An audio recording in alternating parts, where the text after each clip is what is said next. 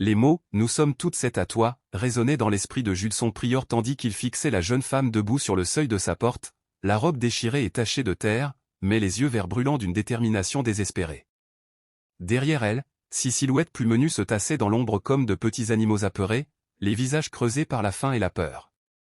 L'aînée n'avait pas plus de 19 ans, pourtant elle parlait avec l'autorité de quelqu'un qui prend des décisions de vie ou de mort depuis bien trop longtemps.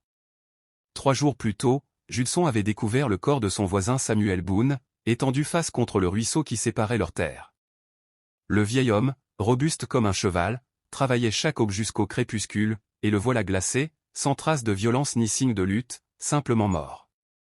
Le plus étrange n'était pas le décès lui-même mais ce que Judson avait trouvé serré dans ses doigts raidis, un morceau de papier froissé portant cette nom tracée d'une écriture tremblante, et au bas 2 mots qui n'avaient aucun sens, il sait. À présent se tenait devant lui Tessa Boone, la fille aînée de Samuel, qui s'offrait, elle et ses 6 sœurs, à un homme qu'elle connaissait à peine. Sa proposition était simple et terrifiante, un mariage, tout ensemble, en échange de protection et de survie. Mais Judson lisait autre chose dans ses yeux, quelque chose qui lui glaçait la peau d'inquiétude, elle n'était pas seulement désespérée, elle avait peur, non de la faim ni de la nature sauvage, mais d'une menace précise vers laquelle elle jetait sans cesse des regards en direction de la lisière des arbres. Les lois de la frontière étaient dures mais claires, un homme protégeait ce qui lui appartenait, et ce qui ne lui appartenait pas ne le concernait pas. Judson avait vécu selon ce code pendant 34 ans, mais lorsque Tessa s'approcha, la voix baissant jusqu'au murmure pressant, elle prononça des mots qui brisèrent tout ce qu'il croyait comprendre de la mort de son voisin, quelque chose sur la véritable raison de la fin de Samuel et sur la présence, depuis 2 nuits, d'un regard posé sur le ranch de Judson. Le papier dans sa poche lui sembla soudain brûler à travers l'étoffe, et pour la première fois de sa vie d'adulte, Judson Prior comprit qu'il était peut-être complètement dépassé. Jamais il n'avait vu une femme paraître à la fois si belle et si dangereuse. Tessa Boone se tenait dans son encadrement de porte comme si la maison lui appartenait, sa chevelure auburn captant la lumière du matin malgré plusieurs jours sans lavage. Le contraste entre la finesse de ses traits et le désespoir de sa voix créait une tension qui lui serrait la poitrine. Ce n'était pas ainsi que ces conversations devaient se dérouler. 3 jours plus tôt, sa plus grande inquiétude était de savoir si le ruisseau s'assécherait avant l'automne. À présent, il faisait face à cette orpheline réclamant nourriture, abri et protection qu'il n'était pas prêt à offrir. Derrière Tessa, les plus jeunes se serraient les unes contre les autres comme une portée de chatons abandonnés, la plus petite n'avait pas plus de 6 ans, le pouce fermement coincé dans la bouche en observant timidement derrière la jupe de sa sœur. Les autres, d'âge varié, partageaient toutes ce même regard creusé d'enfants qui ont trop vu trop tôt. Judson recula du seuil, passant une main calleuse dans ses cheveux grisonnants. Son ranch était conçu pour un seul homme vivant seul, 2 chambres, une petite cuisine, une pièce principale servant à tout. La grange pouvait héberger les filles provisoirement, mais l'hiver approchait et même les adultes les plus solides peinaient à survivre au froid des montagnes. Cette bouche supplémentaire viderait ses réserves avant la fonte des neiges. Plus encore, accueillir les filles de Samuel ferait de lui le garant de leur avenir, de leur mariage, de toute leur existence, un poids qu'il n'avait jamais souhaité. Mais lorsque Tessa pénétra pleinement dans la maison sans y être invitée, les yeux examinant l'espace avec une précision calculatrice, Judson comprit qu'elle ne réclamait pas la charité, elle négociait. Ses doigts effleurèrent le rebord de la table de bois, en éprouvant la solidité, et elle hocha la tête en voyant le garde-manger bien garni qu'on apercevait depuis l'embrasure de la cuisine. Quand elle se tourna de nouveau vers lui, son expression avait glissé du désespoir vers quelque chose qui ressemblait à une entente commerciale. « Vous pensez que c'est trop de problèmes ?» dit-elle doucement, la voix traversée d'un acier discret rappelant que Samuel Boone n'avait pas élevé de faible. « Vous pensez que cette fille vous dévoreront tout ? De maison et de foyer, rien que des ennuis qui te donneront des maux de tête dont tu n'as pas besoin. » Elle s'avança encore, assez près pour qu'il sente l'odeur de fumée de bois dans ses cheveux et distingue les éclats d'or dans ses yeux verts. « Mais tu réfléchis aussi à ce que j'ai dit sur quelqu'un qui observe ta propriété, sur ce que papa savait vraiment avant de mourir. » Le papier dans la poche de Judson sembla crépiter à ses paroles. La mort de Samuel était déjà assez étrange pour l'empêcher de dormir, mais les guetteurs mystérieux qu'évoquait Tessa rendaient tout pire. Si elle disait vrai, accueillir les filles Boone ne serait peut-être pas un acte de charité mais de survie. Le problème était de savoir si Tessa Boone représentait son salut ou le plus beau piège dans lequel il ait jamais mis les pieds. « Il y a autre chose », murmura Tessa en jetant un regard vers la fenêtre où les ombres du matin s'étiraient sur sa propriété, quelque chose que papa a découvert sur la vraie raison pour laquelle notre terre valait qu'on tue, et maintenant il croit que tu le sais aussi. Ces mots frappèrent Judson comme un coup physique. Il avait toujours cru que la mort de Samuel était naturelle, un cœur faible ou une mauvaise chute. Mais Tessa parlait de meurtres, de terres pour lesquelles on pouvait tuer, de guetteurs persuadés que Judson détenait un savoir dangereux. Son esprit remonta le fil des dernières semaines, cherchant un détail, une rencontre, qui expliquerait pourquoi quelqu'un voudrait sa mort. « Tu effraies les petites », dit-il enfin en désignant du menton le groupe de fillettes encore tassées près de la porte. La plus jeune commençait à gémir, sentant la tension des adultes même si elle n'en comprenait pas les mots. Le visage de Tessa s'adoucit aussitôt et elle s'accroupit pour recueillir l'enfant dans ses bras, murmurant de douces promesses que tout irait bien. La transformation était saisissante, une négociatrice endurcie une seconde, une figure maternelle tendre l'instant d'après, capable d'apaiser la peur d'un simple geste. Mais Judson remarqua que ses yeux ne cessaient de balayer la pièce, vérifiant sans relâche fenêtres et portes, même en réconfortant sa sœur. Cette vigilance ne venait ni de l'imagination ni d'une hystérie féminine, mais d'une expérience véritable du danger. « Parle-moi de la terre », dit doucement Judson en s'asseyant et en invitant les filles à prendre place. Les aînés s'activèrent aussitôt, installant les plus jeunes, partageant le peu de nourriture qu'elles portaient dans leurs sacs usés. Leur efficacité trahissait l'habitude des fuites, et Judson se demanda depuis combien de temps elles étaient en cavale. Tessa resta debout, choisissant une position d'où elle pouvait voir à la fois la porte d'entrée et la fenêtre donnant sur le ruisseau. « Papa a découvert quelque chose il y a 3 semaines, dit-elle. Il refusait de me dire quoi, mais il est devenu nerveux. Il m'a fait promettre que si quelque chose lui arrivait, je devais venir te voir en premier. Il disait que tu étais le seul voisin en qui il avait confiance. » Elle marqua une pause, scrutant le visage de Judson pour y lire une réaction. « Il a aussi dit que tu avais le droit de savoir, parce que cela concernait ta propriété également. » Le morceau de papier dans la poche de Judson lui parut soudain plus lourd, cette nom et ce message énigmatique, il sait. Si Samuel avait été tué pour avoir découvert quelque chose de précieux, alors celui qui l'avait assassiné pouvait croire que Judson était complice. Cela expliquerait les mystérieux guetteurs dont parlait Tessa, mais signifiait aussi qu'accueillir les filles Boone ne serait pas un geste de charité, ce serait une déclaration de guerre contre l'assassin de leur père. Judson contempla sa petite maison paisible. La lumière de l'après-midi filtrait par les fenêtres, illuminant la danse des particules de poussière, et seul résonnait le murmure des filles partageant des biscuits secs et le meuglement lointain des bœufs. C'était exactement la vie tranquille qu'il avait mis 30 ans à bâtir. Mais en voyant une nouvelle fois les yeux de Tessa se tourner nerveusement vers la lisière des arbres, il comprit que cette quiétude était peut-être déjà terminée. « Combien de temps penses-tu qu'il nous reste avant qu'ils ne viennent te chercher ici » demanda-t-il, surpris de sa propre question. En quelques minutes, il avait cessé de se demander s'il devait aider les filles Boone et avait commencé, idée fixe, comment les garder toutes en vie. Le visage de Tessa pâlit à cette question et, pour la première fois depuis son arrivée, sa maîtrise se fissura. Et ils sont venus chez nous hier matin, 3 hommes à cheval, posant des questions sur les derniers jours de papa. Quand j'ai dit qu'il était mort naturellement, ils ont voulu fouiller la maison. Sa voix s'abaissa jusqu'au murmure. C'est là que j'ai su qu'il fallait fuir. L'estomac de Judson se contracta. Si des hommes armés menaient des perquisitions, alors ce que Samuel avait découvert valait qu'on tue et était assez important pour qu'on prenne le risque d'être découvert. Le choix prudent aurait été de renvoyer les filles, de les confier aux autorités territoriales et de prétendre que cette conversation n'avait jamais existé. Mais en voyant la plus jeune des Boone se blottir contre Tessa, le visage apaisé et confiant pour la première fois de la journée, il comprit qu'il était déjà trop impliqué pour reculer. Ont-ils trouvé ce qu'ils cherchaient, demanda-t-il, bien qu'un éclat dans le regard de Tessa lui annonça une réponse qui compliquerait tout. Non, répondit-elle en glissant la main dans les plis de sa robe déchirée. Parce que papa me l'a donné la veille de sa mort. Elle sortit une petite bourse de cuir pas plus grande que sa paume et la posa avec soin sur la table de Judson. Son poids semblait disproportionné à sa taille et, quand elle desserra le cordon, le contenu captura la lumière de l'après-midi comme un feu emprisonné, de l'or. Pas des pépites ni de la poussière, mais des pièces déjà travaillées par des mains expertes. Judson avait vu assez d'or brut chez les prospecteurs de passage pour connaître la différence, ce n'était pas un butin ramassé dans le ruisseau, mais des bijoux façonnés, des pièces venues de contrées lointaines, de petits lingots évoquant des mines établies et une fortune sérieuse, de quoi acheter des terres, des politiciens ou le silence. Papa a trouvé ça enterré près du vieux chêne, au bord du ruisseau, poursuivit Tessa, ses doigts planant au-dessus du trésor. Mais ce n'est pas la partie importante. L'important, c'est ce qu'il a découvert d'autre à côté. Elle jeta un coup d'œil vers ses sœurs, s'assurant qu'elles restaient absorbées par leur maigre repas, puis se pencha vers Judson. Des cartes, des relevés, des documents montrant que notre ruisseau ne marque pas seulement la limite entre nos propriétés, il traverse la plus riche veine d'or que ce territoire ait jamais connue.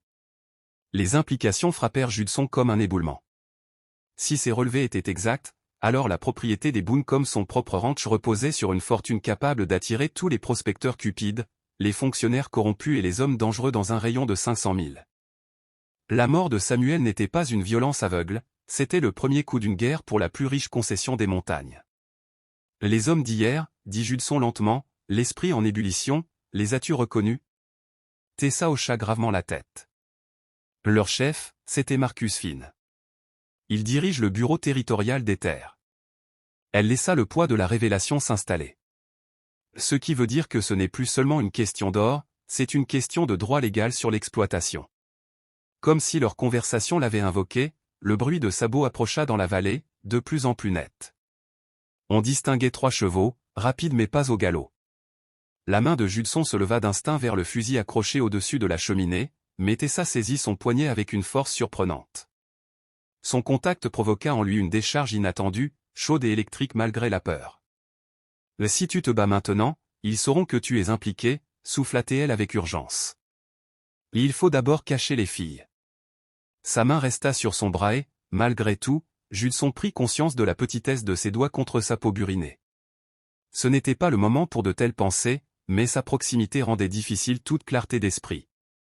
Les jeunes Boone s'étaient tus au bruit des cavaliers, les visages tournés vers Tessa avec l'obéissance automatique d'enfants qui ont appris à suivre les ordres sans discuter. Elle fit un signe vers l'arrière de la maison, et elles se glissèrent comme des ombres dans la petite chambre avec l'efficacité d'un geste né de la peur. Seule Tessa resta, remettant à la hâte l'or et les papiers dans la bourse de cuir. « Il y a une planche lâche sous mon lit, » murmura Judson. « Cache-les là. » Tandis qu'elle filait vers sa chambre, il s'efforça de ne pas penser à l'étrange justesse de la voir évoluer dans son espace intime, effleurant ses affaires, s'appropriant des pièces où aucune femme n'avait mis les pieds depuis plus de 10 ans. Dehors, les cavaliers s'arrêtèrent dans un cliquetis brutal d'éperons et de cuir. Par la fenêtre, Judson distingua 3 hommes qui descendaient de cheval, des gestes détendus mais vigilants. Le chef, grand, vêtu avec raffinement, portait des bottes lustrées malgré la poussière de la route, Marcus Finn, exactement comme Tessa l'avait décrit. Les 2 autres, visiblement des hommes de main, gardaient la main près de leurs armes avec l'assurance de ceux qui connaissent la violence. Judson ouvrit la porte avant qu'il ne frappe, sortant sur le perron avec le calme étudié d'un homme qui n'a rien à cacher. « Bonjour, messieurs. Qu'est-ce qui vous amène par ici ?» Marcus Finn sourit, mais ses yeux restaient froids comme l'eau d'un ruisseau en hiver. « Monsieur Prior, n'est-ce pas?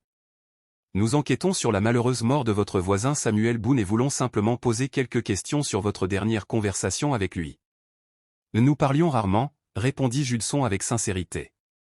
Nous étions voisins, pas amis. On se saluait, on s'aidait parfois quand le bétail s'échappait, rien de plus. L'intéressant, dit Finn en tirant un petit carnet. Parce que d'après nos informations, Samuel a visité votre propriété la veille de sa mort et y est resté plusieurs heures. Son sourire ne vacilla pas, mais sa voix portait la menace subtile de celui qui sait déjà qu'on lui ment. Peut-être que votre mémoire a besoin d'un rappel. Derrière lui, Judson perçut le pas feutré de Tessa revenant de la chambre, écoutant chaque mot, lui confiant la protection d'elle et de ses sœurs.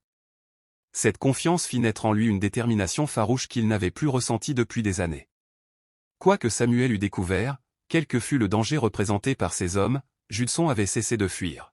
« Ma mémoire est très claire, déclara-t-il d'une voix égale. Samuel n'a pas mis les pieds sur mes terres la veille de sa mort. C'était un mensonge dangereux, mais en le prononçant Judson comprit qu'il venait de choisir son camp dans une guerre qu'il ne comprenait qu'à peine. Le sourire de Marcus Finn s'élargit, et Judson sentit son estomac se nouer. L'homme sortit de la poche de son gilet un petit objet d'argent qui scintilla sous le soleil de l'après-midi, la montre de poche de Samuel, celle qu'il ne quittait jamais. Judson l'avait vu la consulter des dizaines de fois au fil des ans. « Curieux, cette montre » dit Finn d'un ton faussement détaché en la faisant tourner dans sa paume. « Nous l'avons trouvée accrochée à un poteau de clôture, juste à la limite de votre propriété, près du ruisseau où le pauvre Samuel est mort. » Il marqua une pause, laissant le sous-entendu s'installer. « Comment expliquez-vous qu'elle se soit retrouvée là si Samuel n'a jamais mis les pieds chez vous ? Le mensonge de Judson s'effondra avant qu'il ne tente de le sauver. Il sentit la sueur perler sur son front malgré l'air frais des montagnes et, derrière lui, devina plus qu'il n'entendit l'inspiration brusque de Tessa. Elle avait tout risqué en amenant ses sœurs ici, croyant qu'il saurait les protéger, et il échouait déjà à la première épreuve. Peut-être l'a-t-il laissé tomber en vérifiant son bétail, dit Judson, mais même en prononçant ces mots, il savait combien il sonnait creux. Samuel était trop soigneux avec cette montre pour simplement la perdre, et tout le territoire le savait. Ou peut-être, reprit Finn, la voix plus dure, est-il venu ici pour discuter de quelque chose d'important, quelque chose de précieux, de quoi rendre certaines personnes très nerveuses quant à ce qu'il savait. L'un des compagnons de Finn bougea à peine, sa main glissant plus près de son ceinturon. Le message était clair, cette conversation pouvait basculer dans la violence à tout instant. Judson pesa ses options. Continuer à mentir, alors que Finn possédait manifestement plus de preuves que cette montre? Dire la vérité sur la visite de Samuel, ce qui confirmerait les soupçons et mettrait aussitôt les filles en danger? Ou bien tenter quelque chose qui leur ferait gagner du temps, ne serait-ce que, compris qu'il jouait peut-être la vie de tous. Vous avez raison, dit enfin Judson. Samuel est bienvenu, mais pas la veille de sa mort. C'était il y a 3 jours. Il voulait parler des droits d'eau du ruisseau, disait réfléchir à agrandir son troupeau. Une demi-vérité enveloppée de diversion, assez crédible pour que Finn l'accepte sans chercher plus loin. Mais à peine les mots prononcés, Judson réalisa son erreur. Derrière Finn, l'un des hommes de main examinait le sol près du perron avec l'attention d'un pisteur aguerri. Il s'accroupit, observa la terre, puis leva les yeux vers son chef en hochant la tête d'un air significatif. L'intéressant, lança Finn d'un ton ouvertement moqueur, car selon mon ami, il y a des empreintes fraîches de ce matin, petites, des chaussures de femme. Il désigna les traces que Tessa et ses sœurs avaient laissées en arrivant. 7 paires, pour être précis. À moins que vous n'ayez soudain pris goût à recevoir des groupes de dames, je dirais que vous avez des invités imprévus dans la maison. Le masque tomba, Finn savait exactement qui se cachait à l'intérieur et les mensonges de Judson n'avaient fait qu'aggraver la situation. L'officiel territorial avança d'un pas vers la porte, mais Judson se plaça devant, conscient que sa prochaine décision déciderait de leur survie. L'affrontement ne dura que quelques secondes, mais sembla des heures. Judson lisait dans les yeux de Marcus Finn le calcul précis du risque, forcer le passage face à un rancher déterminé sur sa propre terre.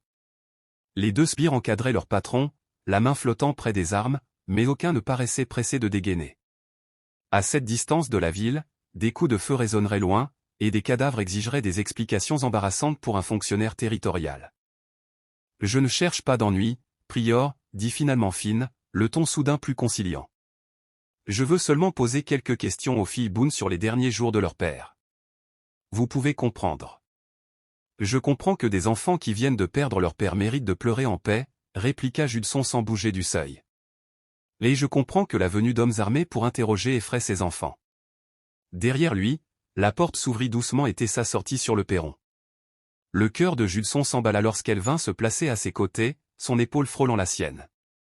Elle avait troqué sa robe de voyage déchirée contre un vêtement propre qu'elle avait dû trouver dans sa chambre et, malgré tout, il fut un instant distrait par la façon dont le simple tissu bleu faisait ressortir le vert de ses yeux. « Vous pouvez poser vos questions d'ici, » déclara Tessa d'une voix ferme mais prudente. « Mes sœurs ont déjà assez souffert sans que des inconnus envahissent leur abri provisoire. » Le regard de Finn se fixa sur elle avec une concentration prédatrice. « Mademoiselle Boone, toutes mes condoléances pour votre perte.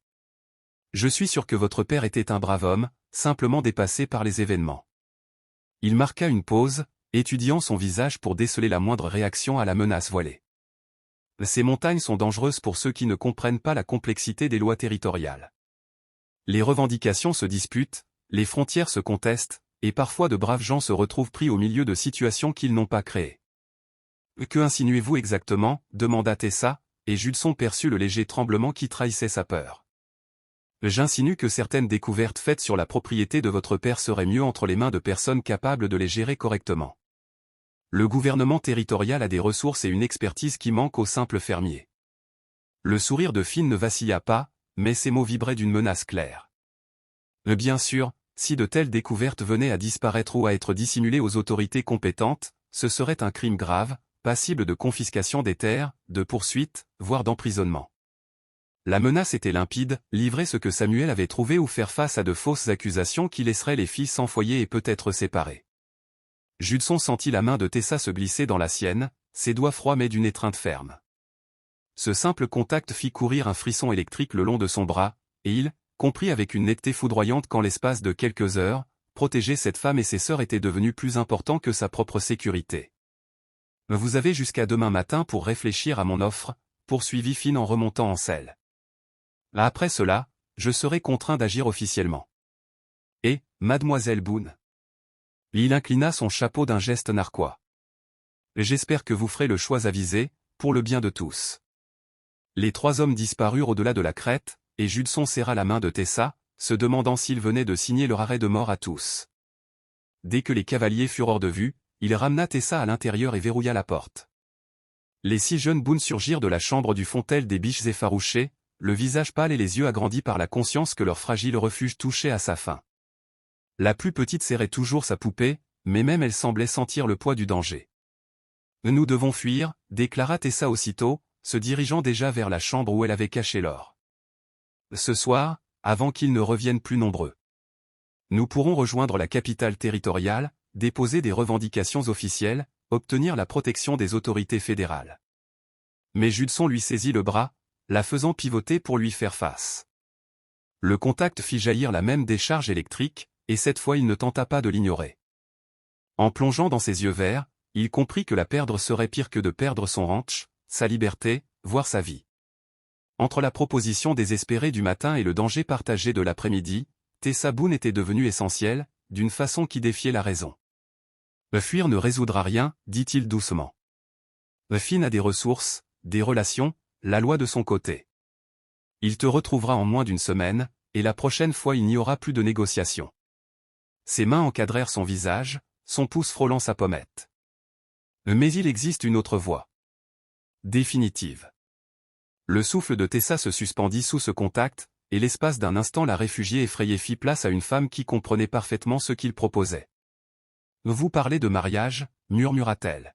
« Un vrai mariage, pas seulement une protection. »« Je parle de faire de toi et de tes sœurs ma famille légitime » répondit Judson d'une voix rauque qu'il ne se connaissait pas. « Finn ne peut pas menacer ma femme ni mes enfants, ni revendiquer des terres qui appartiennent à ma famille. » Il marqua une pause, cherchant dans son regard le moindre signe de rejet ou de peur. « Mais il faut que ce soit réel, Tessa. Pas seulement des papiers ou un arrangement. Je ne prendrai pas une épouse qui resterait par gratitude ou par désespoir. » Le silence s'étira entre eux, lourd de possibilités et de risques. Autour d'eux, les jeunes filles observaient avec le sérieux d'enfants qui devinaient que leur avenir dépendait de ces mots. Dehors, la lumière déclinait vers le soir, et quelque part dans le lointain Marcus Finn préparait la confrontation du lendemain. Finalement, Tessa s'avança, assez près pour qu'il sente son souffle contre sa poitrine. Ses mains se posèrent sur ses épaules, et quand elle leva les yeux, ils brillaient d'autre chose que de la peur ou de la gratitude. « Et l'amour » demanda-t-elle doucement. « Que se passera-t-il quand la protection légale ne suffira plus ?» Le cœur de Judson battit si fort qu'il crut qu'elle pouvait l'entendre. Elle ne rejetait pas sa proposition, elle lui demandait de l'achever. « Nous découvrirons cela ensemble » répondit-il en inclinant le front contre le sien. « Mais d'abord, il faut survivre à demain, et pour cela j'ai besoin que tu me fasses entièrement confiance. » Avant qu'elle ne réponde, le bruit de sabots rompit le silence du crépuscule, plus nombreux cette fois. Judson compta au moins 6 chevaux galopant sur sa propriété. Finn revenait plus tôt, avec des renforts. Il se précipita vers la fenêtre, le cœur battant, et vit les silhouettes armées se découper sur le ciel assombri. Mais en s'approchant, un détail fit naître en lui une lueur d'espoir au lieu de la peur. Le cavalier de tête n'était pas Marcus Finn, mais le shérif Williamet, venu de la capitale territoriale, et l'étoile de son insigne accrocha les derniers rayons du soleil couchant. « Reste derrière moi » dit Judson à Tessa, mais elle se tenait déjà à ses côtés, la main crispée sur son bras, tandis qu'ils observaient le shérif mettre pied à terre. Judson Prior, appelait, d'une voix qui portait l'autorité de la véritable loi plutôt que les menaces corrompues de Finn. « Je dois vous parler de Marcus Finn et de certaines irrégularités dans les revendications de terre du territoire. Puis-je entrer ?» Un soulagement intense envahit Judson tandis qu'il ouvrait la porte. Derrière elle, 2 cavaliers arboraient l'étoile de marshal fédéral et les autres étaient clairement des adjoints officiels. « Le shérif est » Qu'est-ce qui vous amène ici, demanda-t-il. J'ai reçu un télégramme hier du gouverneur du territoire, répondit et en retirant son chapeau en entrant, son regard évaluant rapidement la scène, Judson, Tessa et le groupe de jeunes filles, toutes évidemment effrayées mais s'efforçant de rester calmes. Il y a eu plusieurs plaintes pour saisies illégales de terre et morts suspectes dans ce district. Le nom de Marcus Finn revient souvent. Tessa s'avança, le menton relevé d'un courage nouveau. Le shérif, je suis Tessa Boone. Mon père Samuel est mort il y a 3 jours et monsieur Finn menace ma famille depuis, voulant que nous lui remettions quelque chose que mon père a découvert. Il utilise sa position pour nous intimider. Et hocha gravement la tête. Cela correspond à ce que d'autres familles nous ont signalé. Finn dirige une opération de spoliation, utilisant sa fonction pour repérer les terres précieuses puis chasser leurs propriétaires par menaces légales et accidents mystérieux. Il marqua une pause, scrutant Judson. La bonne nouvelle, c'est que son autorité a été suspendue en attendant l'enquête. La mauvaise, c'est qu'il est assez désespéré pour tenter un dernier coup avant son arrestation. Comme invoqué par leurs mots, un bruit de galop isolé retentit. Par la fenêtre, ils virent Marcus Finn foncer vers la maison, ses vêtements de luxe en désordre, le visage déformé par la rage. Il avait manifestement découvert que son réseau corrompu s'effondrait et venait chercher l'or, dernier espoir de fuite. Il est seul, nota-t-il, la main glissant vers son arme. Les hommes désespérés commettent de graves erreurs. Mais Judson ne pensait plus à Marcus Finn, ni à leur volée, ni à la politique territoriale. Il regardait Tessa, qui se tourna vers lui avec une lueur d'émerveillement dans ses yeux verts. « Tu savais déjà » murmura-t-elle. « Tu as demandé de l'aide hier matin, après que j'ai trouvé le corps de mon père. » Judson acquiesça. « J'ai télégraphié au shérif et à propos des circonstances suspectes. Je ne pouvais rien prouver, mais je savais que quelque chose n'allait pas. » Il saisit ses mains, l'attirant contre lui malgré la présence des hommes de loi et des enfants. « Je n'allais jamais laisser quiconque te blesser, toi ou tes sœurs. » Dehors, Marcus Finn hurlait menaces et exigences, mais sa voix semblait lointaine, insignifiante. Tessa se haussa sur la pointe des pieds, ses lèvres effleurant l'oreille de Judson pour murmurer les mots qui changeraient leur vie à tous les deux. « Nous sommes toutes les 7 à toi, Judson Prior, si tu nous acceptes. » 3 mois plus tard, le ranch Prior résonnait du tumulte ordonné d'une grande famille. Le shérif avait arrêté Marcus Finn sans violence, l'enquête territoriale avait levé toute accusation, et la découverte d'or les avait rendus plus riches qu'ils n'auraient jamais osé l'imaginer. Mais, en observant son épouse Tessa apprendre la lecture aux plus jeunes tandis que les aînés aidaient aux corvées du soir, Judson savait que le véritable trésor n'avait jamais été enfoui près du ruisseau. Il était venu frapper à sa porte dans une robe déchirée, lui confiant la protection de ce qui comptait plus que tout. Si cette histoire de courage et d'amour inattendu sur la frontière vous a plu, cliquez sur la vidéo qui s'affiche pour découvrir un autre récit inoubliable où l'honneur et le destin s'entrelacent d'une façon que vous n'auriez jamais imaginée. N'oubliez pas de vous abonner, si le cœur vous en dit, d'offrir un super chat pour nous aider à continuer de partager des histoires comme celle-ci. Votre soutien nous est précieux.